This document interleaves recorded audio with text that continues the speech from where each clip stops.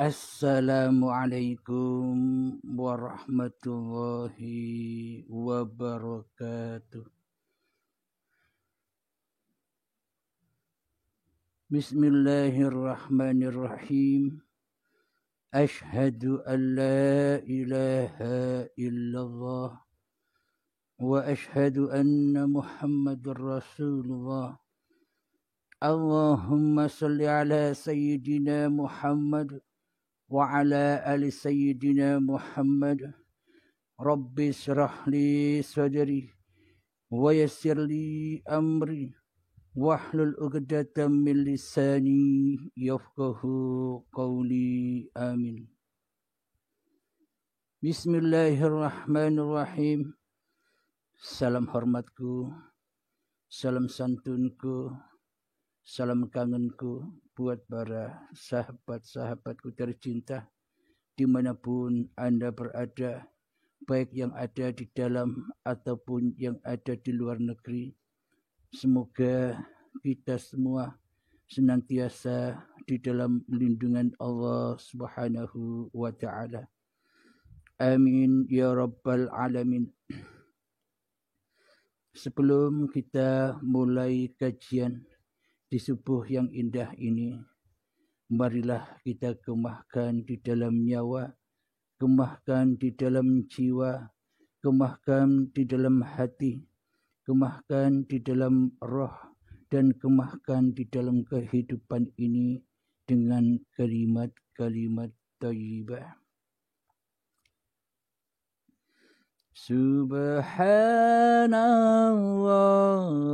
walhamdulillah wa la ilaha illallah wallahu akbar wa la hawla wa la quwwata illa billahil aliyyil azim.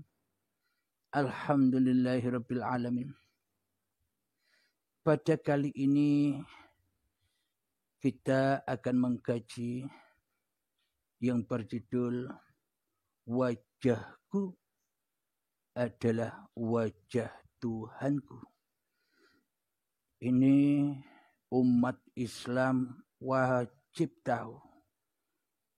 Orang yang merasa agamanya agama Islam wajib tahu.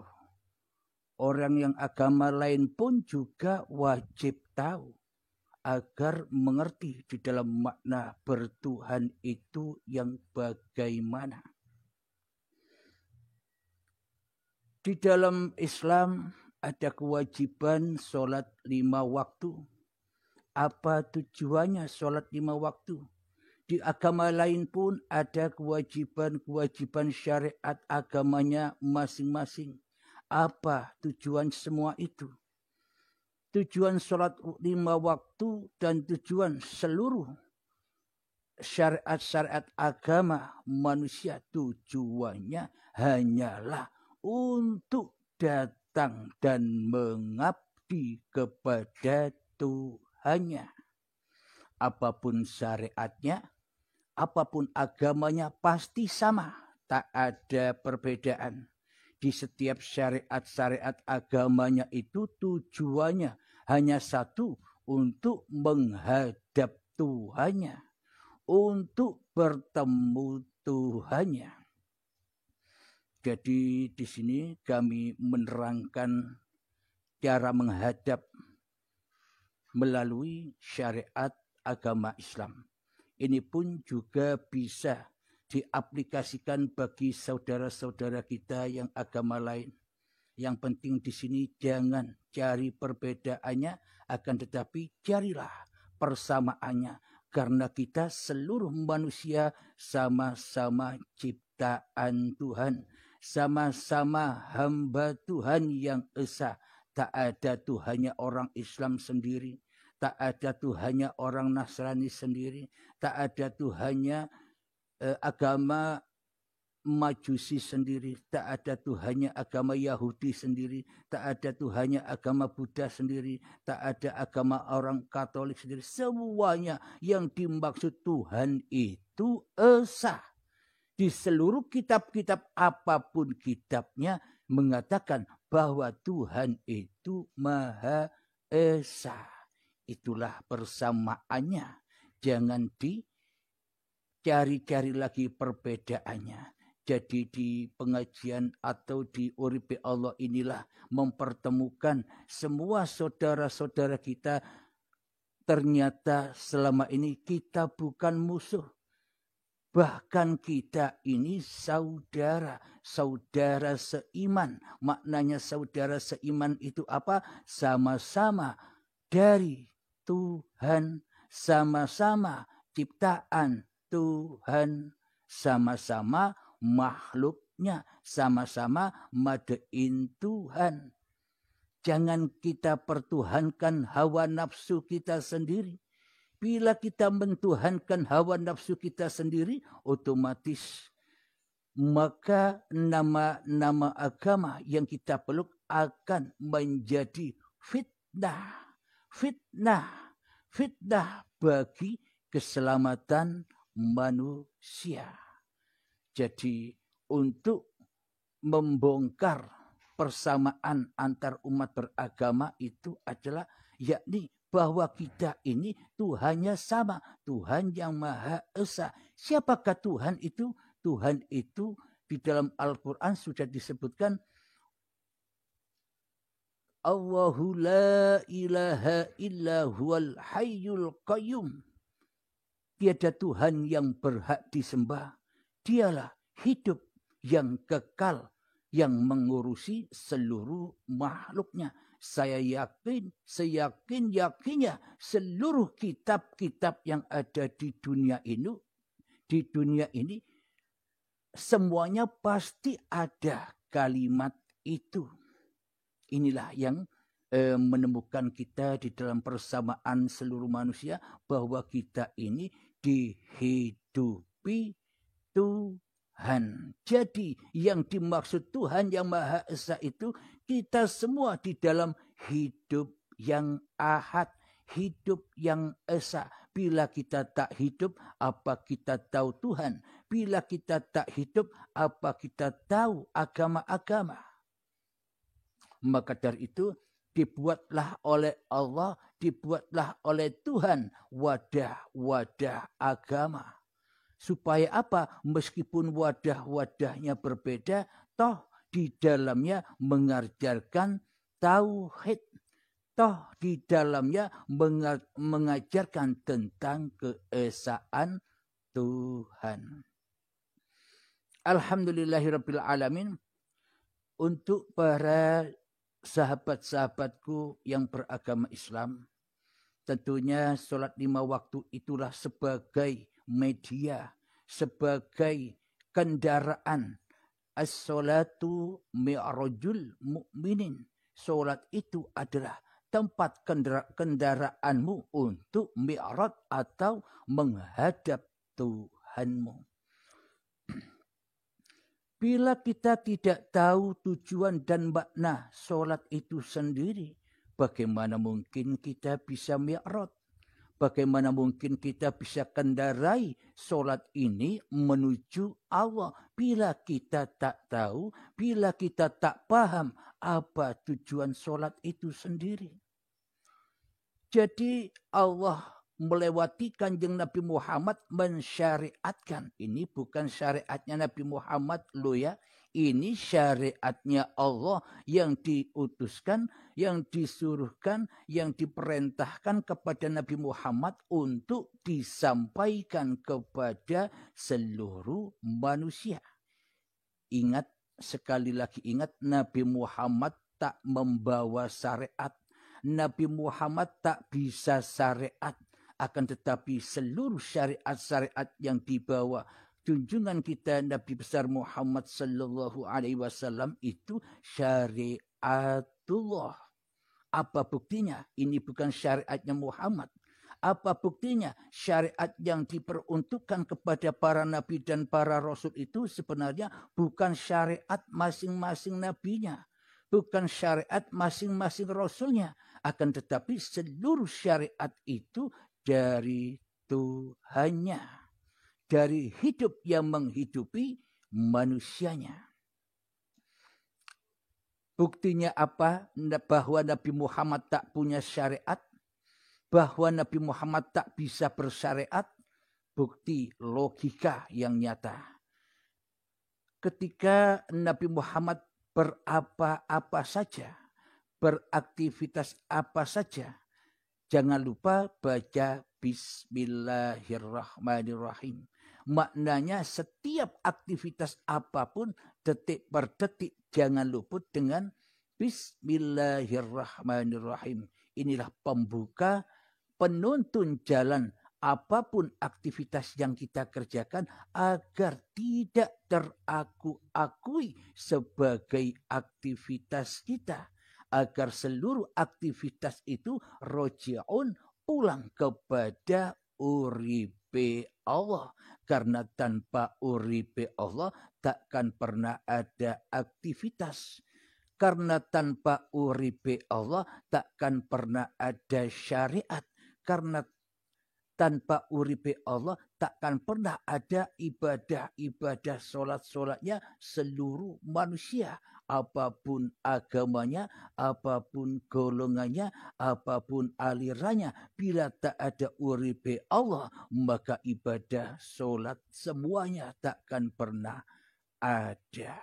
Inilah bukti bahwa seluruh apapun yang dilakukan oleh manusia itu adalah dari Tuhannya. Uripe Allah, syariate urip.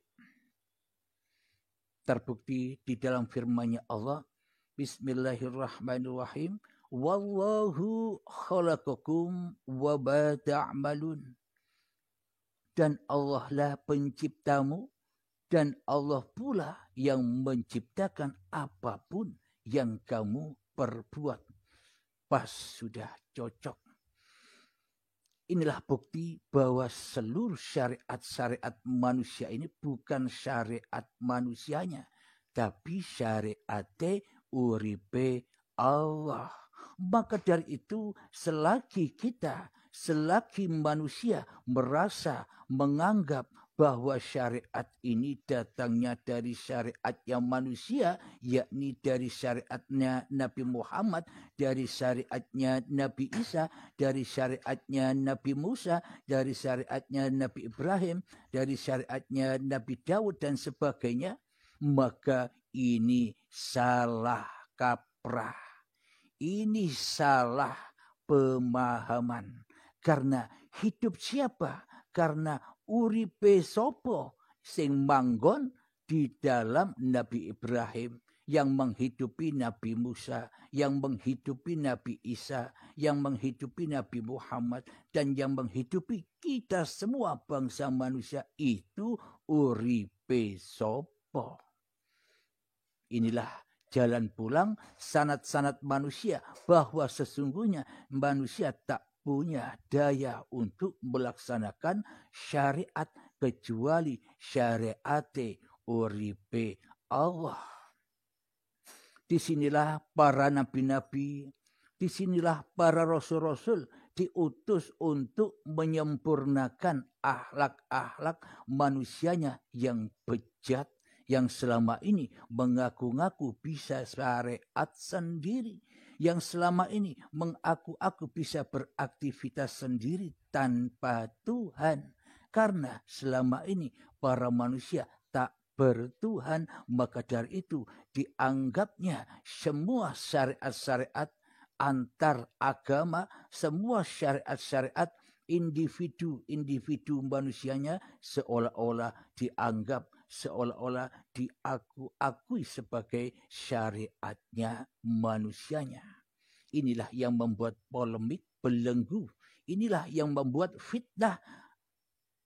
Kemudian iblis dengan bangganya dengan mudahnya mengadu domba antar umat beragama. Karena selama ini para manusia termasuk diri kita belum bertuhan dan beragama di sisi Tuhannya. Tidak mengesahkan Tuhan, tapi memperbanyak Tuhan-Tuhan di hatinya. Maka dari itu setan dengan mudahnya menggoda setiap manusia, menyesatkan seluruh manusia lewat syariat-syariat ibadahnya. Jadi para manusia, para saudara-saudaraku yang memeluk agama, ini juga bisa dibuat untuk referensi, memunculkan kesadaran kita di dalam bertuhan. Jadi tujuan seluruh manusia itu memeluk suatu agama, pasti seluruh manusia itu ketika percaya memeluk sebuah agama, itu tandanya manusianya percaya kepada Tuhan yang esa, percaya bahwa dirinya hanyalah makhluk. Bila sudah percaya, bila sudah yakin bahwa diri kita ini hanyalah makhluk, tentunya sing obah, tentunya yang bergerak, tentunya yang beraktivitas, tentunya yang hidup dan yang berkuasa ini kan sudah bukan hidup dan kuasa manusianya. Bila manusianya sudah yakin dan percaya bahwa dirinya ciptaan Tuhan, maka seluruh kegiatannya pun dan aktivitasnya pun seluruh kembali kepada semuanya ada di dalam kekuasaan Tuhannya. Bila manusia dikatakan sudah bertuhan. Tapi bila manusia di dalam hatinya belum ada Tuhan, maka ia takkan pernah mau diatur Tuhannya. Maka ia takkan pernah rela diperjalankan Tuhannya. Maka ia takkan pernah ridho dihidupi oleh Tuhannya di hatinya. Meskipun ia memeluk suatu agama. Ia tak ridho bila Allah yang berkuasa atas dirinya. Ini bukti bahwa manusia, ini bukti bahwa kita selama ini belum masuk agamanya Tuhan yang esa. Kita masih mempertuhankan masing-masing diri kita sendiri di hati kita. Jadi wahai saudara-saudaraku seluruh manusia, di muka bumi ini, marilah kita sadari diri kita. Termasuk saya sendiri juga belajar seperti Anda semua. Jadi kita aplikasikan di dalam agama Islam, sholat 5 waktu, kewajiban sholat 5 waktu itu tujuannya hanyalah untuk supaya kita tidak jadi Tuhan di dalamnya. Sholat 5 waktu itu tujuannya supaya kita merelakan, meridhokan bahwa hidup ini bukan hidup manusia kita. Apa buktinya? Kalau hidup ini bukan hidup manusia kita, sudah tertera di dalam sholat 5 waktu. Mari kita kupas sedalam-dalamnya agar kita semua, agar seluruh bangsa manusia menyadari dari mana ia diciptakan, dari mana ia diadakan di bumi ini. Bismillahirrahmanirrahim. Mohon maaf ya.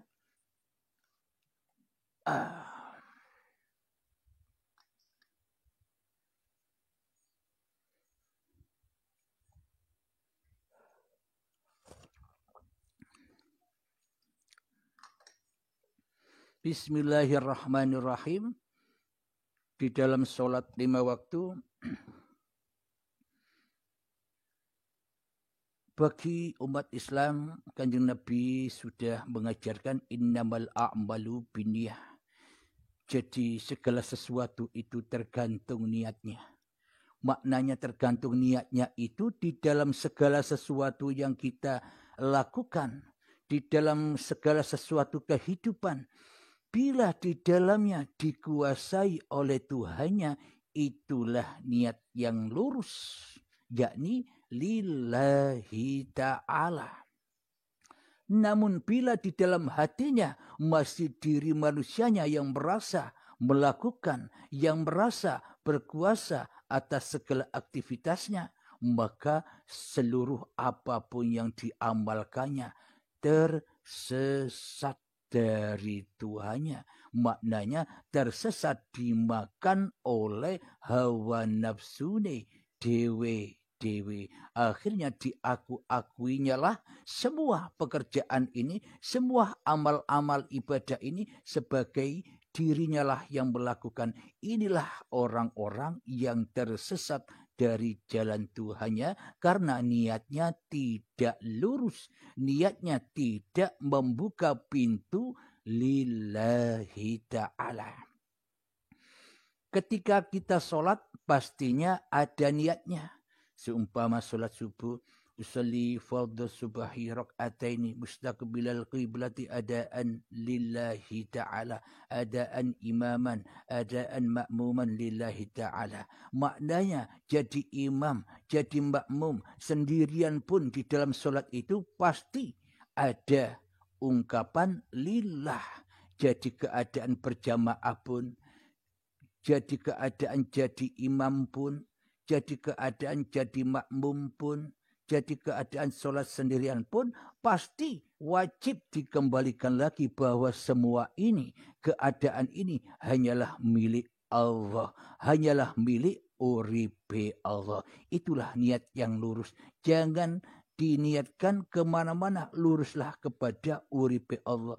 Allahu Akbar. Setelah lurus niat itu, maka nyatalah kebesaran Allah yang mengangkatkan tangan ini. Hidup yang mengangkatkan tangan Allahu Akbar.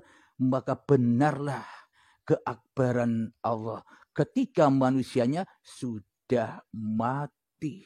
Ini bukti lambangnya. Maka nyatalah kebesaran Allah ketika manusia sudah tak wujud lagi. Maka nyatalah kebesaran Allah ketika manusianya sudah tak hidup lagi, sudah tak kuasa lagi. Angkat tangan, jangankan berdiri, ngangkat tangan pun tak bisa, jangankan angkat tangan, bernafas pun tak bisa.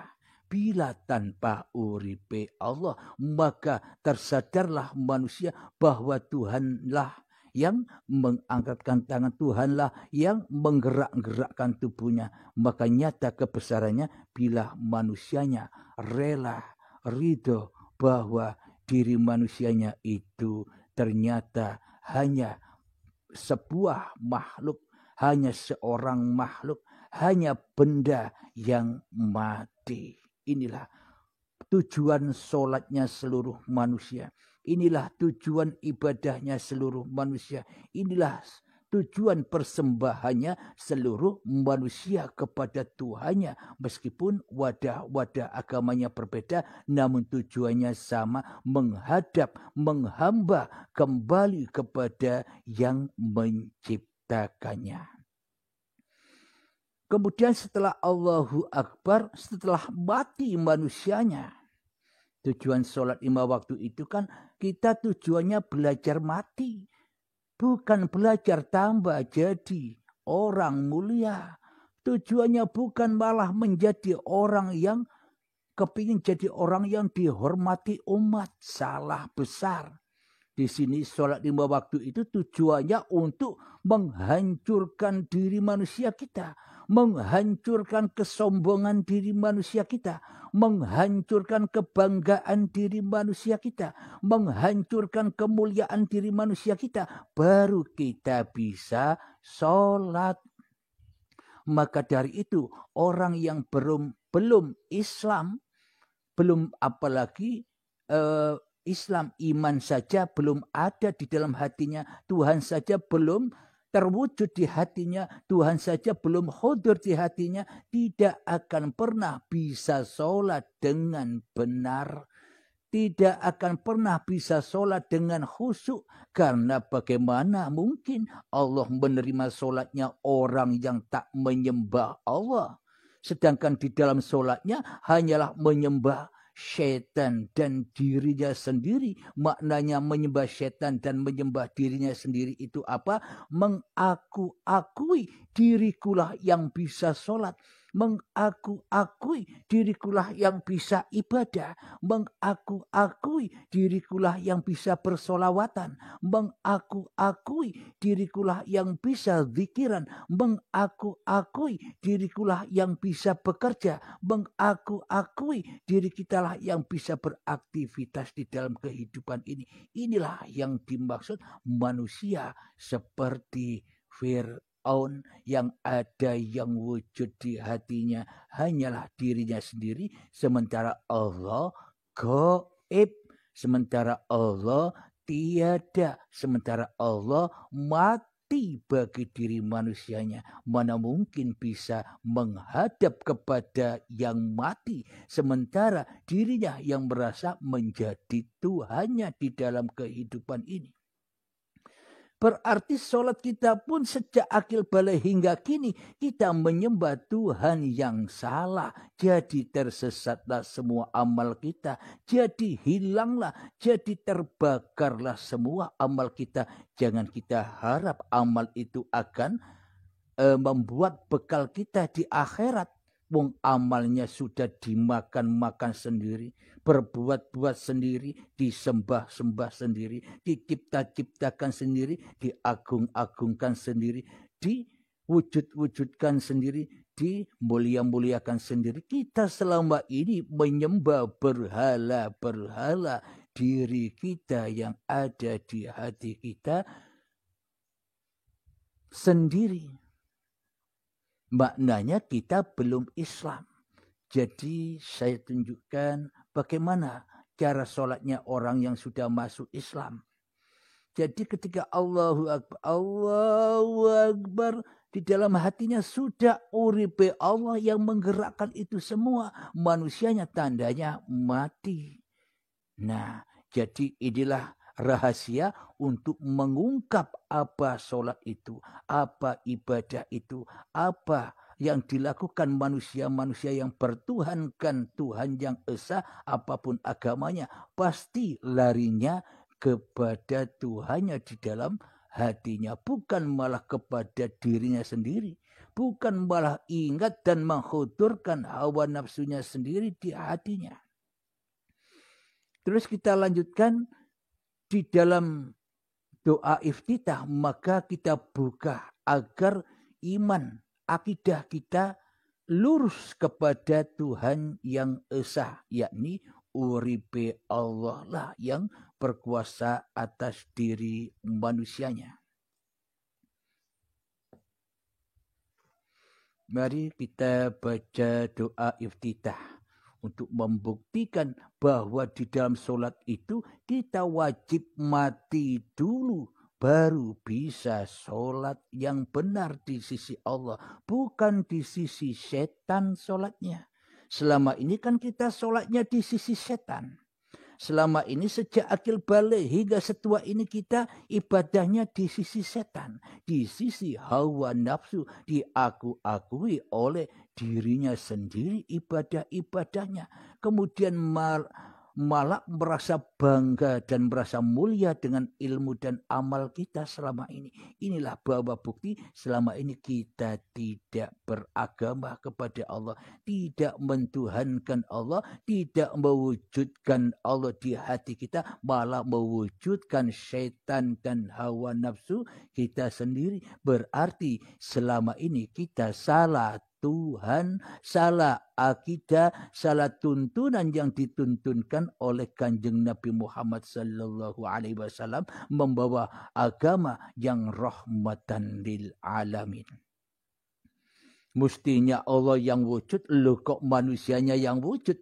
Itu sudah pasti salah Tuhan. Maka jangan kita harapkan amal itu akan ketemu. Buang saja amal itu semua. Karena semua amal itu yang selama ini kita kumpulkan itu sebenarnya racun api neraka. Apakah kita mengharapkan racun dan api neraka itu kembali kepada kita? Sudah buang saja. Maknanya hiduplah kembali seperti bayi. Perbarui imanmu dengan la ilaha illallah. Alhamdulillahirabbil alamin. Mari kita lanjutkan. Di dalam doa iftitah sudah diterangkan, ini saya baca Arabnya dulu ya. Setelah takbiratul ihram, Allahu Akbar kabira walhamdulillahi katsira wa subhanallahi bukratan wa asila. Inni wajjahtu wajhiya lilladzi fatara as-samawati wal arda hanifan musliman wa ma ana minal musyrikin. Inna salati wa nusuki wa mahyaya wa mamati lillahi rabbil alamin la syarika lahu wa bidzalika umirtu wa ana minal muslimin. Yang artinya Allah Maha Besar. Ketika takbiratul ihram, Allahu Akbar, nyatalah di dalam hati kita bahwa hiduplah yang melakukan ini semua, bahwa hiduplah yang mendirikan badan ini, bahwa hiduplah yang mentakbirkan badan ini. Manusianya sudah jangan ikut-ikut lagi, biar Allah yang menguasai kita, janganlah kita yang menguasai Allah. Terbalik itu. Kemudian setelah Allah Maha Besar, Allah memuji dirinya sendiri. Segala puji bagi Allah dengan pujian yang banyak. Maha suci Allah pada waktu pagi dan petang. Inilah buktinya bahwa uripe Allah yang berkuasa, yang berkuasa atas segala puja dan puji. Bila tak ada uripe Allah, apa ada puja dan puji? Bila tak ada uripe Allah, apakah ada kesucian? Inilah kesucian uripe Allah di waktu pagi dan petang. Selanjutnya artinya sesungguhnya aku hadapkan wajahku kepada wajah Tuhanku. Wajah Allah. Sesungguhnya aku hadapkan ini wajahtu wajhiya lilladzi fataras samawati wal ardh. Sesungguhnya aku hadapkan wajahku kepada wajah Tuhanku yang telah menciptakan langit dan bumi dengan segenap kepatuhan atau di dalam keadaan tunduk. Inilah buktinya bahwa wajah kita, bahwa wajah seluruh alam semesta ini hakikatnya wajhullah. Bila manusianya mati, tapi bila manusianya masih hidup, ya takkan pernah bisa menyaksikan wajhullah. Akan tetapi yang disaksikan hanyalah wajahnya iblis saja, wajahnya setan saja, wajahnya diri manusianya sendiri saja yang disembah-sembah di dalamnya. Bila manusianya tidak mau mati di dalam kehidupan ini. Selanjutnya, dan aku bukanlah dari golongan orang-orang yang menyekutukannya. Jelas sudah. Jadi orang yang beragama itu, jadi orang yang bertuhan itu, bagi orang yang melakukan aktivitas syariat agamanya, apapun syariatnya, bila di dalam hatinya sudah rela, ridho kembali kepada yang menghidupi diri manusianya, itulah orang-orang yang tidak syirik kepada Tuhannya. Akan tetapi meskipun kita memeluk agama apa saja, meskipun kita melakukan syariat-syariatnya agama apa saja, bahkan Islam pun, syariat Islam pun, bila di dalam hati kita masih wujud manusianya, masih hidup manusianya yang merasa melakukan sholat dan melakukan segala aktivitas kehidupan, seolah-olah kita begini. Wahai Tuhan, stop. Jangan kau ikut-ikut ibadah aku. Enyahlah, goiblah, tiadakanlah dirimu Tuhan. Aku yang ada, aku yang wujud, aku yang hidup, aku yang berkuasa atas sholatku. Apakah ini dikatakan sholat? Inilah kesyirikan. Jadi selama ini sejak akil balik tiba hingga setua ini kita syirik. belum beragama, apalagi bertuhan. Wong di dalam hatinya tak ada Tuhan, kecuali yang ada hanya diri kita sendiri. Ini yang harus kita ketahui bersama, wahai umat manusia. Kita lanjutkan, artinya sesungguhnya sholatku, sesungguhnya ibadahku. Ini peringatan bagi seluruh manusia, apapun agamanya, apapun syariatnya. Sesungguhnya sholatku, ibadahku, hidup dan matiku hanyalah milik Tuhan semesta alam. Inilah manusia-manusia yang sudah kembali kepada Tuhannya. Jadi tujuan beragama seluruh manusia, jadi tujuannya ibadah seluruh manusia, jadi Tuhannya bertuhan bagi seluruh manusia. Tujuannya hanya satu, hanya kembali pulang kepada yang menciptakannya dengan cara tiadakan dirimu di hatimu lewat pintu mengheningkan cipta latihannya. Marilah kita berlatih, wahai sahabat, 5 menit ya kita berlatih mati. Kita belajar mati agar nyata uripe Allah di dalam diri kita yang berkuasa atas diri kita. Seketika kita sudah mati. Itulah tanda kita pindah alam dari alam kemanusiaan kepada alam ketuhanan. Kita pindah alam dari alam kefanahan, kehancuran kepada alam yang bako, alam yang kekal di sisi Allah, surganya Allah. Mari kita belajar. Bismillahirrahmanirrahim. Mengheningkan cipta, mulai. Silakan masuk, perangilah dirimu.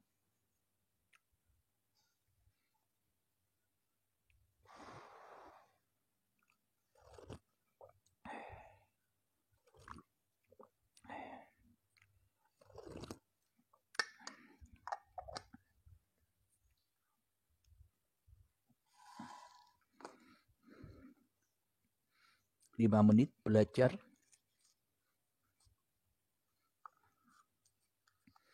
Sholat 5 waktu itu kan standarnya 5 menit selesai.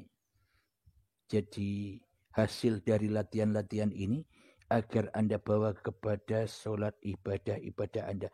Itulah pintu kembali kita.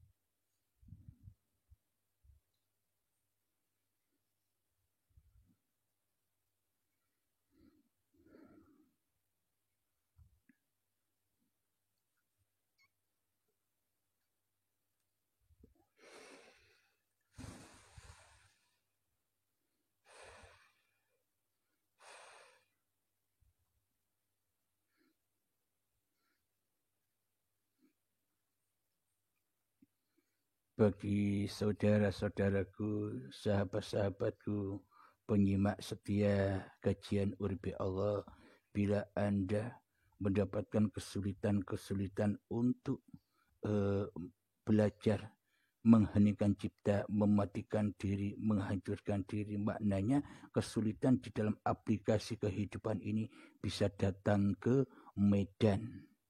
Bertemu saya langsung di Langkat Sumut, bertemu menghadap saya langsung, dibuka semuanya. Silakan para sahabat-sahabat, apalagi yang ada di Medan sendiri, tidak jauh jarak kita, jangankan hanya di lingkup Indonesia saja, meskipun jauh, sejauh-jauhnya negara dari Indonesia, bila Allah berkehendak, maka tak ada aral melintang untuk menuju Allah. Maknanya untuk memahami kajian-kajian Uripe Allah ini. Karena kajian-kajian seperti ini takkan pernah bisa ditukar dengan bumi diserupakan intan permata yang termahal pun. bila ditukar dengan ilmu Allah tak akan ada bandingnya. Coba rasakan, bisa hidup Anda ditukar. Nah, maknanya belajar hening ini menukar hidup yang Anda akui selama ini dikembalikan kepada Tuhan. Bila Anda merasa kesulitan, ya marilah kita belajar silaturahimlah ke pondok pengajian tauhid Nur Tajalli Sifatullah di Langkat Medan. Alamat lengkapnya bisa pada admin. Tapi kalau mau belajar sendiri ya silakan, tidak ada paksaan.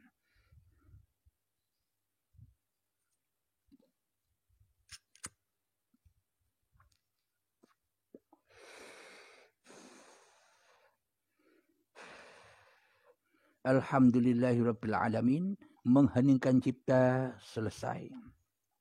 Jadi apapun peristiwa-peristiwa yang ada di dalam saat Anda berlatih mengheningkan cipta, saat Anda berlatih membunuh dirimu sehingga nyata diri Tuhanmu, ada hal yang aneh-aneh, silahkan kirim ke admin 0822 4564 7438.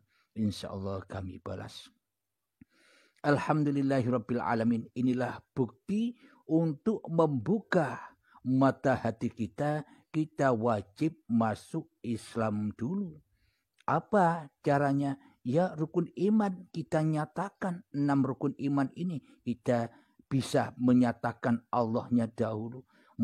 Kemudian malaikatnya, kitab-kitabnya, rasul-rasulnya, hari kiamat, yakni kematian, hari huru hara ketika Anda mengheningkan cipta harus dapat diatasi dan dilewati. Kemudian akan bertemu dengan qada dan qadarnya Allah. Ini ke-6 rukun iman ini harus dipegang dulu. Harus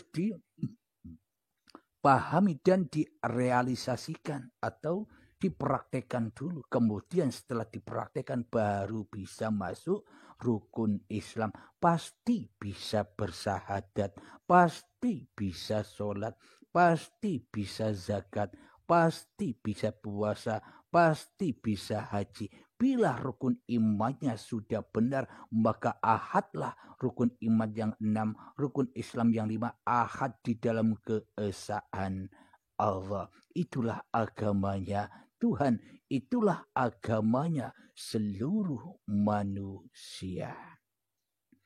Alhamdulillahirabbil alamin. Kiranya sampai di sini dulu. Meskipun singkat, semoga barokah, semoga paparan-paparan ini membangkitkan kesadaran kita, terutama khususnya diri saya sendiri dan kita semua agar tetap di jalan Allah. Amin ya rabbal alamin. Marilah kita kemakan salawat dhalimin daf'ul bala agar Allah mensyafaati kita semua seperti Allah mensyafaati Rasulullah sallallahu alaihi wasallam. Bila kita tidak mencontoh Nabi Muhammad, kita takkan pernah mendapatkan syafaat Allah.